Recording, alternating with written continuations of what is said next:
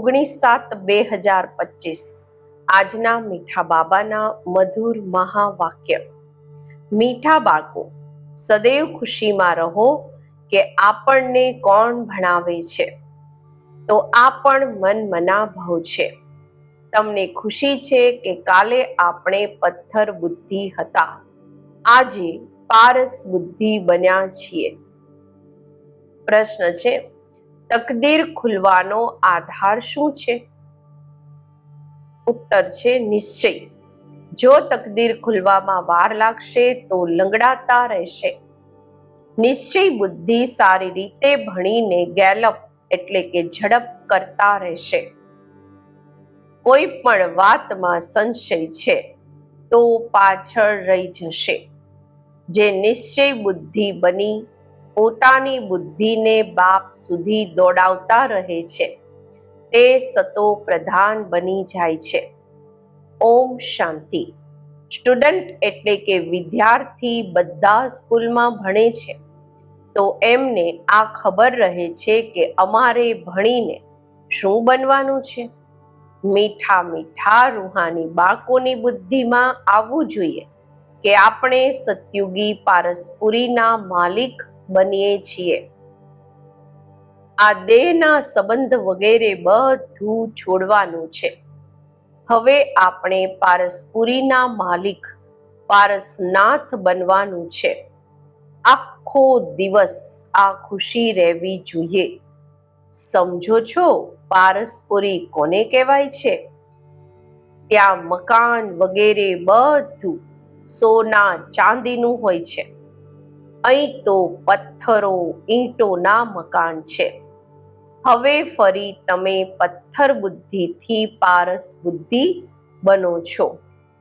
પથ્થર બુદ્ધિને પારસ બુદ્ધિ જ્યારે પારસનાથ બનાવવા વાળા બાપ આવે ત્યારે બનાવે ને. તમે અહીં બેઠા છો, જાણો છો અમારી સ્કૂલ ઊંચામાં ઊંચી છે. આનાથી મોટી સ્કૂલ કોઈ હોતી નથી. આ સ્કૂલ દ્વારા તમે કરોડ પદમ ભાગ્યશાળી વિશ્વના માલિક બનો છો. તો આ બાળકોને કેટલી ખુશી રહેવી જોઈએ. આ પથ્થરપુરીથી પારસપુરીમાં જવાનો આ પુરુષોત્તમ સંગમ યુગ છે. કાલે પથ્થર બુદ્ધિ હતા, આજે પારસ બુદ્ધિ બની રહ્યા છો. આ વાત સદૈવ બુદ્ધિમાં રહે તો પણ મન મના ભવ જ છે. સ્કૂલમાં શિક્ષક આવે ભણાવવા માટે, સ્ટુડન્ટને દિલમાં રહે છે હમણાં શિક્ષક આવ્યા કે આવ્યા. આ બાળકો પણ સમજો છો, આપણા શિક્ષક તો સ્વયં ભગવાન છે. એ આપણને સ્વર્ગના માલિક બનાવે છે તો જરૂર સંગમ પર આવશે. હમણાં તમે જાણો છો મનુષ્ય પુકારતા રહે છે અને એ અહીંયા આવી ગયા છે. કલ્પ પહેલા પણ આવું થયું હતું. ત્યારે તો લખેલું છે વિનાશ કાળે વિપરીત બુદ્ધિ, કારણ કે તેઓ છે પથ્થર બુદ્ધિ. તમારી છે વિનાશ કાળે પ્રીત બુદ્ધિ. તમે પારસ બુદ્ધિ બની રહ્યા છો તો એવી કોઈ યુક્તિ કાઢવી જોઈએ જે મનુષ્ય જલ્દી સમજે. અહીં પણ અનેકને લઈ આવે છે તો પણ કહે છે શિવ બાબા બ્રહ્મા તનમાં કેવી રીતે ભણાવતા હશે, કેવી રીતે આવતા હશે. કાંઈ પણ સમજતા નથી. આટલા બધા સેવા કેન્દ્રો પર આવે છે. નિશ્ચય બુદ્ધિ છે ને. બધા કહે છે શિવ ભગવાન ઉવાચ. શિવના બધા જ શિવ જ બધાના બાપ છે. શ્રી કૃષ્ણ ને થોડી બધાના બાપ કહેવાશે. આમાં મૂંઝાવાની તો વાત જ નથી. પરંતુ તકદીર મોડેથી ખુલવાની છે તો પછી લંગડાતા રહે છે. ઓછું ભણવા વાળાને કહેવાય છે આ લંગડાય છે. સંશય બુદ્ધિ પાછળ રહી જશે. નિશ્ચય બુદ્ધિ સારી રીતે ભણવા વાળા આગળ ગેલપ કરતા રહેશે. કેટલું સિમ્પલ, સરળ સમજાવાય છે. જેમ બાળકો દોડ લગાવીને નિશાના સુધી જઈને પછી પાછા આવે છે. બાપ પણ કહે છે, બુદ્ધિને જલ્દી શિવ બાબા પાસે દોડાવશો તો સતો પ્રધાન બની જશો. અહીં સમજે પણ સારું છે. તીર લાગે છે તો પણ બહાર જવાથી ખલાસ થઈ જાય છે. બાબા જ્ઞાન ઇન્જેક્શન લગાવે છે તો તેનો નશો ચડવો જોઈએ ને, પરંતુ ચડતો જ નથી. અહીં જ્ઞાન અમૃતનો પ્યાલો પીવે છે તો અસર થાય છે. બહાર જવાથી જ ભૂલી જાય છે. બાળકો જાણે છે જ્ઞાન સાગર, પતિ પાવન, સદગતિ દાતા, લિબરેટર, મુક્તિદાતા એક જ બાપ છે. એ જ દરેક વાતનો વારસો આપે છે. કહે છે, બાળકો તમે પણ પૂરા સાગર બનો. જેટલું મારામાં જ્ઞાન છે એટલું તમે પણ ધારણ કરો. શિવ બાબાને દેહનો નશો નથી. બાપ કહે છે, બાળકો હું તો સદૈવ શાંત રહું છું. તમને પણ જ્યારે દેહ નહોતો તો નશો નહોતો. શિવ બાબા થોડી કહે છે આ મારી વસ્તુ છે, આ તન લોન લીધું છે. લોન લીધેલી વસ્તુ પોતાની થોડી થઈ. મેં આમનામાં પ્રવેશ કર્યો છે. થોડા સમય માટે સર્વિસ કરવા અર્થ, સેવા કરવા અર્થ. હવે આ બાળકોએ પાછા ઘરે જવાનું છે. દોડ લગાવવાની છે ભગવાનને મેળવવા માટે. આટલા યજ્ઞ, તપ વગેરે કરતા રહે છે. સમજે થોડી છે કે મળશે કેવી રીતે. સમજે છે કોઈ ન કોઈ રૂપમાં ભગવાન આવી જશે. બાપ સમજાવે તો ખૂબ સહજ છે. પ્રદર્શનમાં પણ તમે સમજાવો. સત્યુગ ત્રેતાની આયુ પણ લખેલી છે. તેમાં 2500 વર્ષ સુધી બિલકુલ એક્યુરેટ છે, સચોટ છે. સૂર્યવંશી પછી હોય છે ચંદ્રવંશી, પછી દેખાડો રાવણનું રાજ્ય શરૂ થયું અને ભારત પતિત થવા લાગ્યું. દ્વાપર કળિયુગમાં રાવણ રાજ્ય થયું. તિથિ તારીખ લાગેલી છે. વચ્ચે રાખો સંગમ યુગ. રથી પણ જરૂર જોઈએ ને. આ રથમાં પ્રવેશ થઈ બાપ રાજયોગ શીખવાડે છે, જેનાથી આ લક્ષ્મી નારાયણ બને છે. કોઈને પણ સમજાવવું તો ખૂબ સહજ છે. લક્ષ્મી નારાયણની ડિનાઇસ્ટી એટલે કે વંશજ કેટલો સમય ચાલે છે. બીજા બધા કુળ છે હદના, આ છે બેહદનું. આ બેહદની હિસ્ટ્રી જ્યોગ્રાફીને જાણવી જોઈએ ને. હમણાં છે સંગમ યુગ. ફરી દેવી રાજ્ય સ્થાપન થઈ રહ્યું છે. આ પથ્થરપુરી જૂની દુનિયાનો વિનાશ થવાનો છે. વિનાશ ન થાય તો નવી દુનિયા કેવી રીતે બનશે? હવે કહે છે ન્યૂ દિલ્હી. હવે આપ બાળકો જાણો છો ન્યૂ દિલ્હી ક્યારે થશે? નવી દુનિયામાં નવી દિલ્હી હોય છે. ગાય પણ છે. જમુનાના કાંઠા પર મહેલ હોય છે. જ્યારે આ લક્ષ્મી નારાયણનું રાજ્ય છે ત્યારે કહેવાશે નવી દિલ્હી, પારસપુરી, નવું રાજ્ય. તો સતયુગમાં લક્ષ્મી નારાયણનું જ હોય છે. મનુષ્ય તો આ પણ ભૂલી ગયા છે કે ડ્રામા કેવી રીતે શરૂ થાય છે, કોણ કોણ મુખ્ય એક્ટર્સ છે તે જાણવું જોઈએ ને. એક્ટર્સ તો ઘણા છે, એટલે મુખ્ય એક્ટર્સને તમે જાણો છો. તમે પણ મુખ્ય એક્ટર્સ બની રહ્યા છો.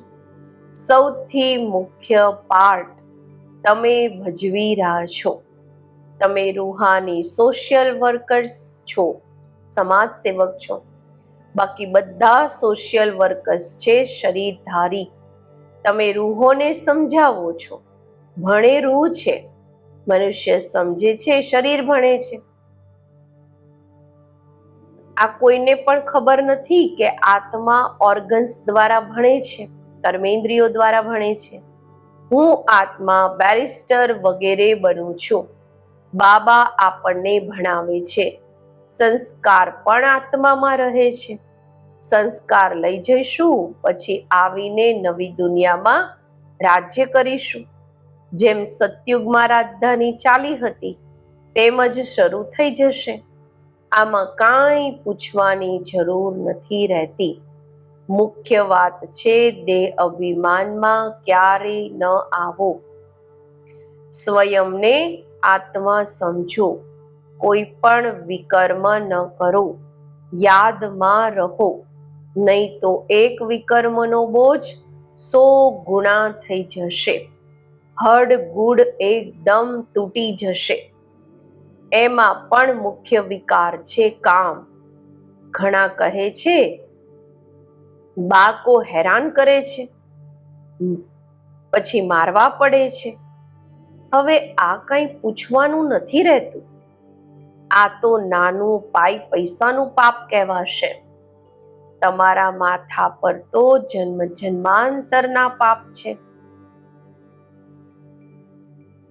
પહેલા તેને તો ભસ્મ કરો. બાપ પાવન બનવાનો ખૂબ સહજ ઉપાય બતાવે છે. તમે એક બાપની યાદથી પાવન બની જશો.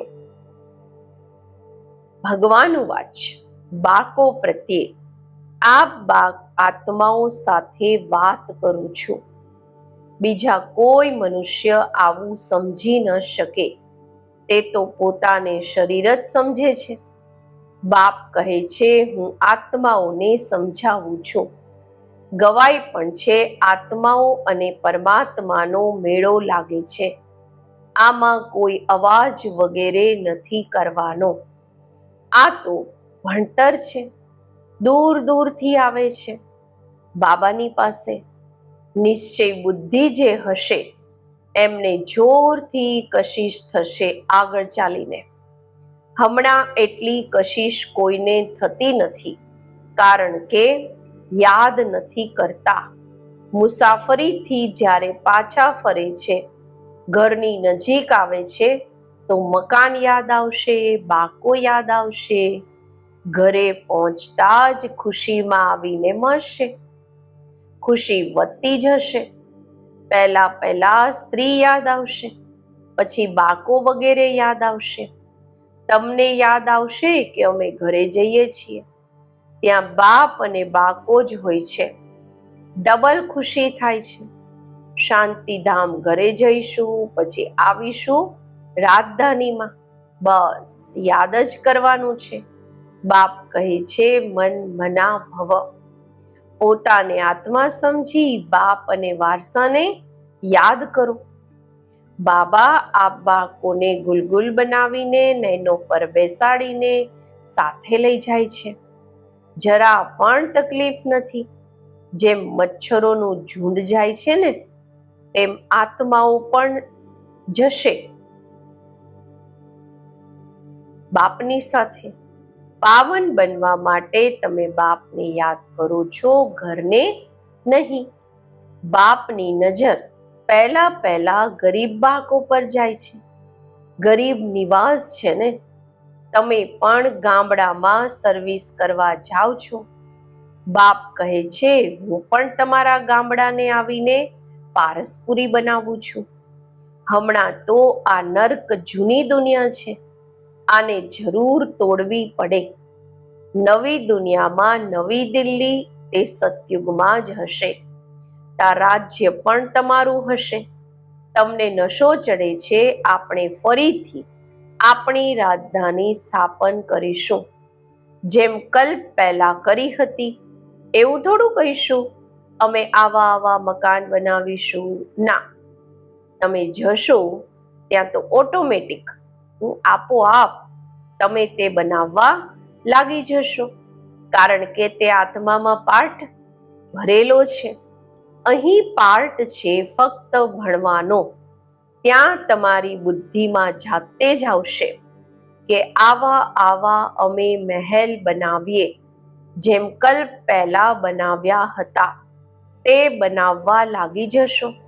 આત્મામાં પણ પહેલાથી જ નોંધ છે. તમે એ જ મહેલ બનાવશો જે મહેલોમાં તમે કલ્પ કલ્પ રહો છો. આ વાતોને નવું કોઈ સમજી ન શકે. તમે સમજો છો, અમે આવીએ છીએ, નવા નવા પોઈન્ટ્સ સાંભળી રિફ્રેશ થઈને જઈએ છીએ. નવા નવા પોઈન્ટ્સ નીકળે છે. આ પણ ડ્રામામાં નોંધ છે. બાબા કહે છે, બાળકો, હું આ બળદ પર, હું આ રથ પર સદૈવ સવારી કરું, આમાં મને સુખ નથી ભાસતું, સુખ નથી મળતું. હું તો આ બાળકોને ભણાવવા આવું છું. એવું નથી બળદ પર સવારી કરીને બેઠા જ છે. રાત દિવસ બળદ પર સવારી થાય છે શું? એમનું તો સેકન્ડમાં આવવા જવાનું હોય છે. સદૈવ બેસવાનો તો કાયદો જ નથી. બાબા કેટલા દૂરથી આવે છે ભણાવવા માટે. ઘર તો તેમનું એ છે ને. આખો દિવસ શરીરમાં થોડી બેસશે, એમને સુખ જ નહીં આવશે. જેમ પાંજરામાં પોપટ ફસાઈ જાય છે, તો હું તો આ લોન લઉં છું તમને સમજાવવા માટે. તમે કહેશો જ્ઞાનના સાગર બાબા આવે છે અમને ભણાવવા માટે. ખુશીમાં રોમાંચ ઊભા થઈ જવા જોઈએ. તો ખુશી, તે ખુશી પછી ઓછી થોડી થવી જોઈએ. આ ધણી તો સ્થાયી બેઠા છે. એક બળદ પર બેની સવારી સદૈવ થશે શું? શિવ બાબા રહે છે પોતાના ધામમાં. અહીં આવે છે, આવવામાં વાર થોડી લાગે છે.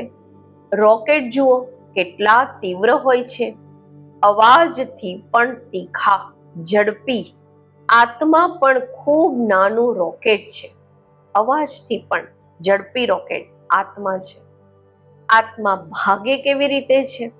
અહીંથી જટ ગયો લંડન, એક સેકન્ડમાં જીવન મુક્તિ ગવાયેલી છે. બાબા સ્વયં પણ રોકેટ છે.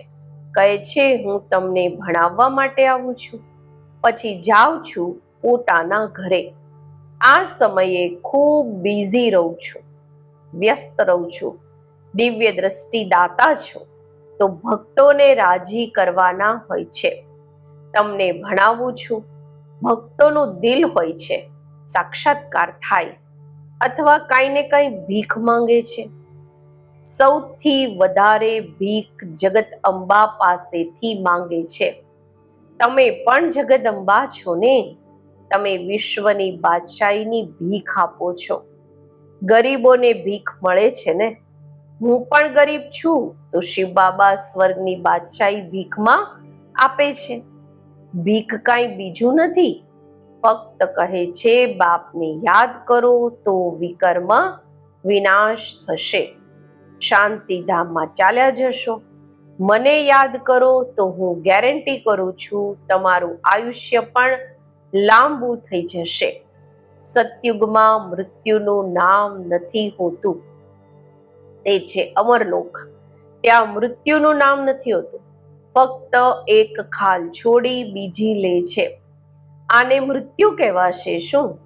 તે છે અમરપુરી. સાક્ષાત્કાર થાય છે.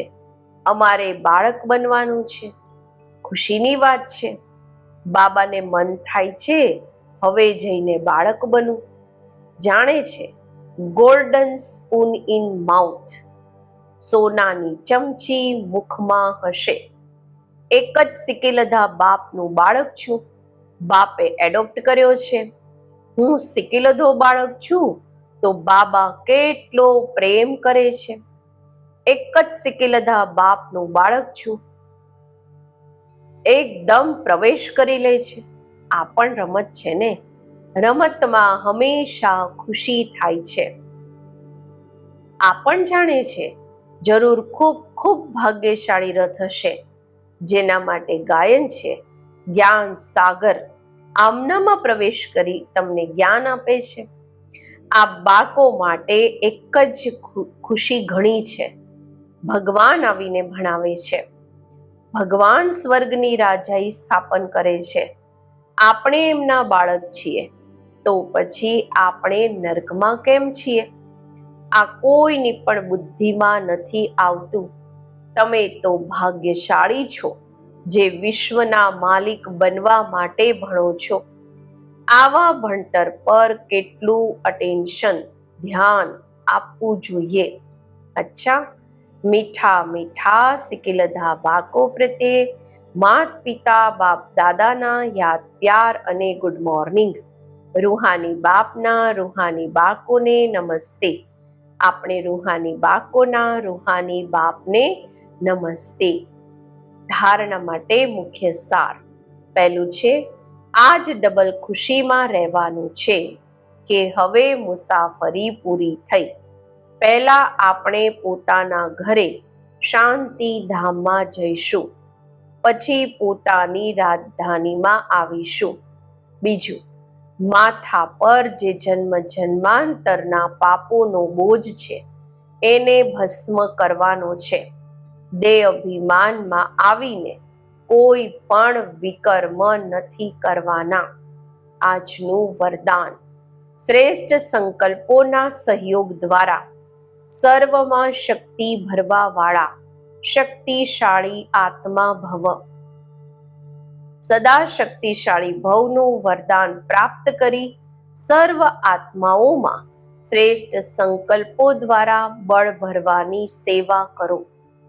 જેવી રીતે આજકાલ સૂર્યની શક્તિ જમા કરી અનેક કાર્ય સફળ કરે છે, એવી રીતે શ્રેષ્ઠ સંકલ્પોની શક્તિ જેટલી જમા હોય, જે બીજાઓના સંકલ્પોમાં બળ ભરી દો.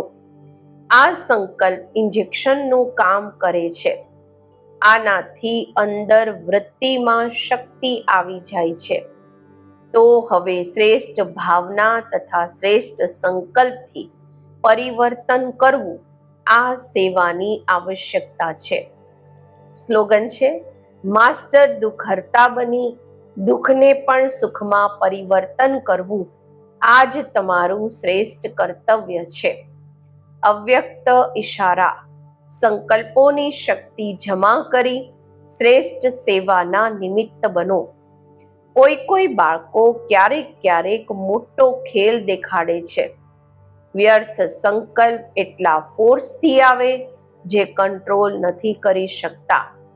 પછી એ સમયે કહે છે, શું કરીએ, થઈ ગયું ને, રોકી નથી શકતા, જે આવ્યું તે કરી લીધું. પરંતુ વ્યર્થ માટે કંટ્રોલિંગ પાવર જોઈએ. જેવી રીતે સમર્થ સંકલ્પનું ફળ પદમ ગુણા મળે છે, એવી રીતે જ એક વ્યર્થ સંકલ્પનો હિસાબ કિતાબ, ઉદાસ થવું, દિલ શિકસ્ત થવું કે ખુશી ગાયબ થવી, આ પણ એકનો અનેક ગુણાના હિસાબથી અનુભવ થાય છે. ઓમ શાંતિ.